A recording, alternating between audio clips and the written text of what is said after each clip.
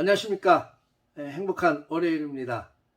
비가 오는 궂은 날씨지만 하나님의 은혜 속에서 건강하고 또 풍성한 하나님의 은혜를 마음껏 누리며 승리를 향해서 달려가는 복된 날 되시기를 바랍니다. 아울러 추수 막바지인데 비로 인한 피해가 없었으면 좋겠습니다. 환절기에 또 건강도 많이 유의하시기를 바라겠습니다. 오늘은 시편 114편의 말씀을 통해서 하나님의 능력을 제한하지 말라라는 주제로 함께 은혜를 나누도록 하겠습니다. 우리가 사도신경을 통해서 신앙 고백을 늘 합니다. 그 신앙 고백의 첫 번째 고백이 나는 전능하신 하나님 아버지 천지의 창조주를 믿습니다 라는 고백입니다. 여러분, 전능하시다라는 말은 말 그대로 능치 못함이 없으시다라는 뜻입니다. 사람들은요, 능치 못하는 일이 참 많이 있습니다. 우리의 부족함과 연약함 때문이죠. 안 되는 게 너무 많은 겁니다. 부딪히는 게 너무 많아요. 걸려 넘어지는 게 너무 많습니다. 그러다 보니까 나도 모르게 좌절하고 낙심하게 돼요. 전능하신 하나님이 내 곁에 계심에도 불구하고 내가 너를 돕겠다, 내가 너를 붙잡아 주겠다, 내가 너를 인도하겠다고 약속하셨음에도 불구하고 내가 힘들고 내가 안 되고 내가 좌절스러운 일들을 경험할 때마다 그 전능하신 하나님을 보지 않게 돼요. 그리고 나도 모르게 원망을 쏟아내게 됩니다. 근데 여러분, 하나님은 언제나 어디서나 전능하신 하나님이시고 내가 언제든지 그 전능하신 하나님을 향하여 서고 손을 뻗으면 전능하신 하나님께서 나의 길을 아름답게 인도할 것을 믿으시기를 주의 이름으로 축복합니다.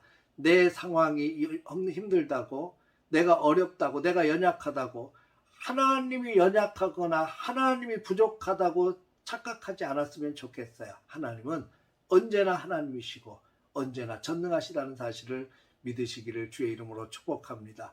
오늘 시편 114편에는 이스라엘 백성들이 애굽에서 나와서 적과 꿀이 흐르는 가나안 땅으로 인도하시는 전능하신 하나님의 역사에 대해서 선포하며 찬양하고 있습니다. 3절을 보면 바다가 보고 도망하고 요단이 물러갔다라는 표현이 나와요.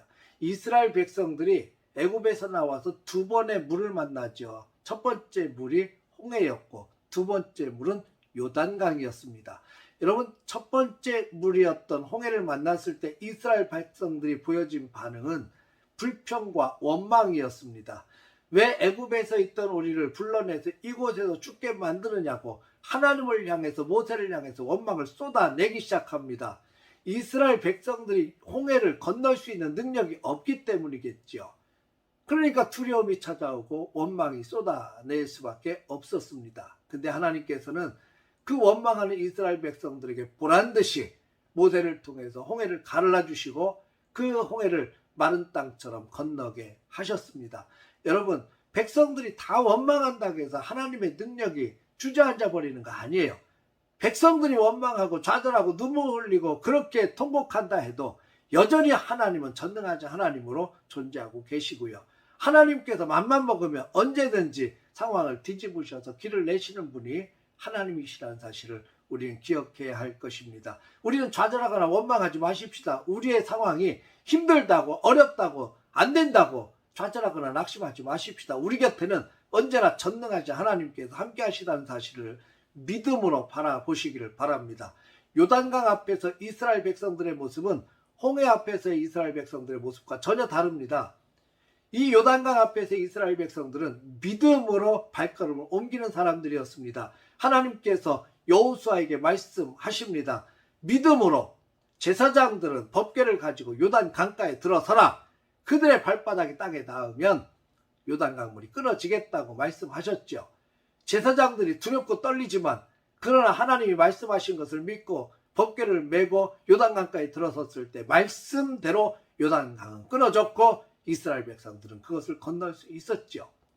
여러분, 하나님께서 요단강을 건널 때 백성들에게 보신 것은 믿음이었습니다. 이 믿음이 여리고성을 점령하고 가나안 땅에 들어가서 30번이 넘는 전쟁 동안 승리할 때 반드시 주님이 함께 보셨던 것은 믿음이었습니다.